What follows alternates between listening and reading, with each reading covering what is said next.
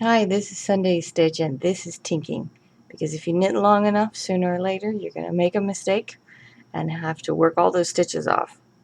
So I've got two pieces today. One is stockinette so that we can practice tinking out knits on this side, and once that's done we'll turn it around and we will tink out stitches on the reverse side, on the purl side. After that I've got a little bit of lace to work on. When I tink, I tension the yarn with my right hand, and putting tension on the working yarn helps out a lot. To tink out a knit stitch, looking at the knitted side, you need to take your left tip and go into the knit stitch from the row below. They'll look like these little V's. And here's the first one right here. Right there. The left tip, push into that row below and take the active loop off the right tip. And keep going. Here's the loop from the row below for the next stitch. Push in with your left tip, slide off of the right. If you push in from the front to the back, then the stitches that you've worked off over here, they're not twisted, they're facing the right direction, and you can pick them right up and knit them if that's what you need, if that's what you want to do. So tension on the working yarn, because that helps open up the stitch that you need to go into with your left tip.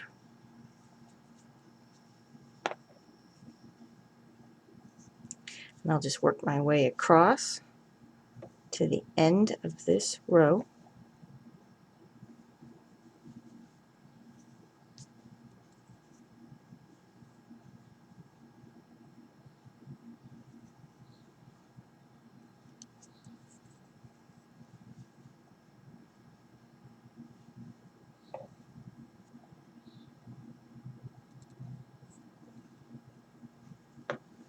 Last one.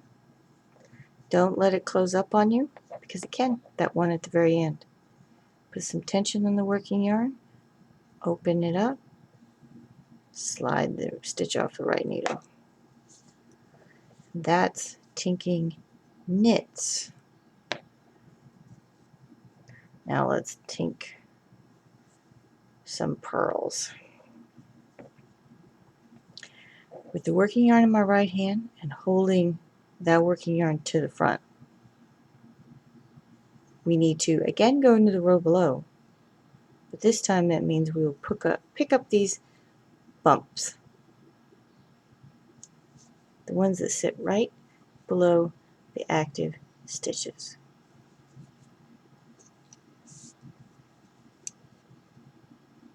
Push in with your left tip, slide off the right. Ooh, purls are so much easier to tink, don't you think? Yes, I do.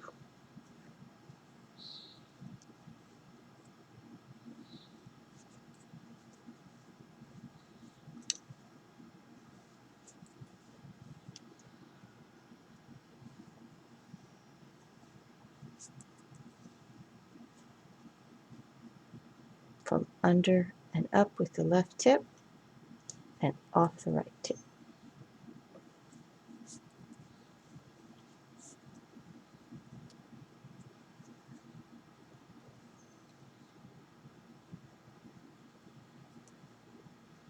And again, don't let the last one close up or slide off on you. Ta-da! And that's tinked out 2 rows. Now, chances are when you need to tink, it's not going to be something that's simple and easy in stockinette.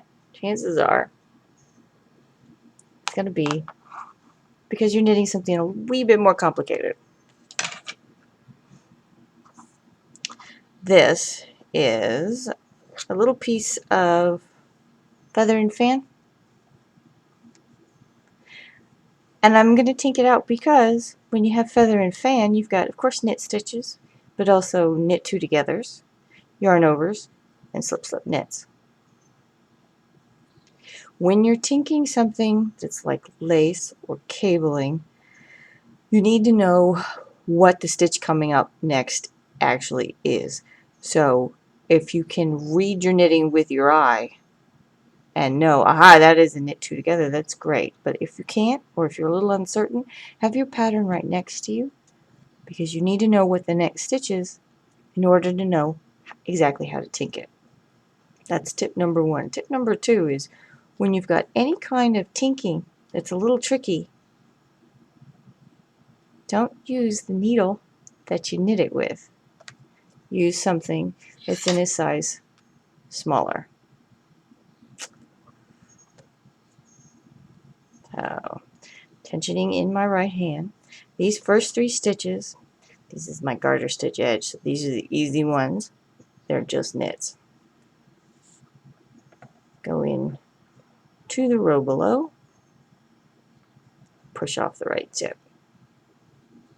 1, 2, and 3. Now, since I know from my pattern that these next three are actually knit two togethers, when I take them off, I should have 2 stitches. Which means if I was taking this off as a knit, I would push in through the row below through 1V. These are 2 knit two together, so I have to grab both of these V's. Put some tension on the working yarn and open it up. And here's one, and there's the second one.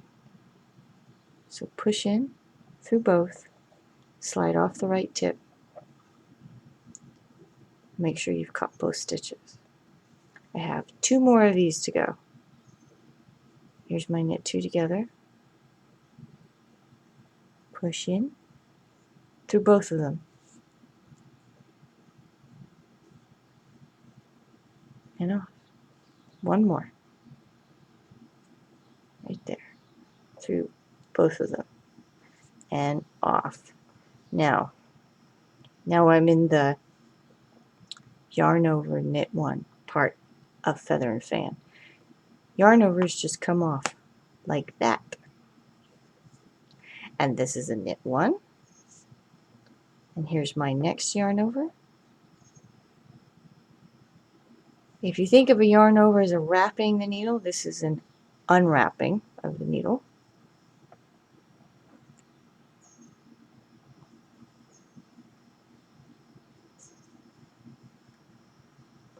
And the yarn over.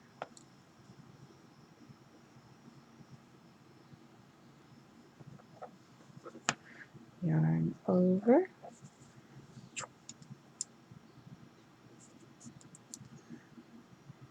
The knit one. And the last of the yarn overs. So we did some knits, knit two togethers, knits with yarn overs, and now we have 3 in a row slip slip knits. These might be the trickier stitches. When you take them off, you have to have 2 loops. But if you recall, when you do a knit two together, you slip this one stitch and slip this one stitch and put them together. Notice that they're twisted. Aha. So to tink out a slip slip knit is a little bit trickier. Let's start by putting lots of tension on the working yarn and opening it up. Here is the 2 stitches that I need to pick up. I actually think that it's easier to come in from the back of them, both loops from the back, in the reverse way that we've done it so far. Slide the tip off the right needle.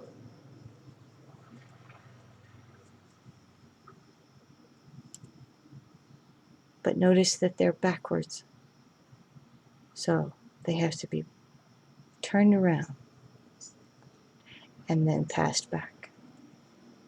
We're going to do that 2 more times so you get another chance to see it. Here's this loop and this loop that I need to pick up, working yarn tension. So I come in through the back, 1, 2, and grab them so they won't drop, slide off the right needle, and then they have to be turned around. So with the right tip, come in on the back leg,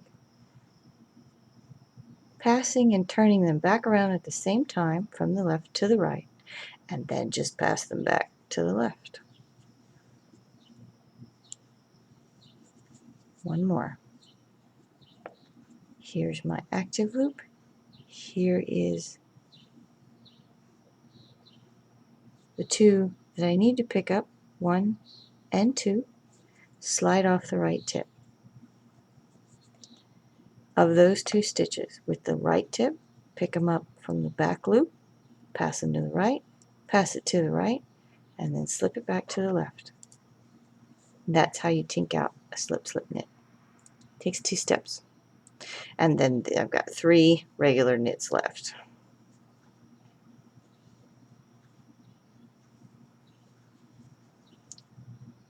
And this last one, don't let it slide, give it some tension, open it up, and there we go.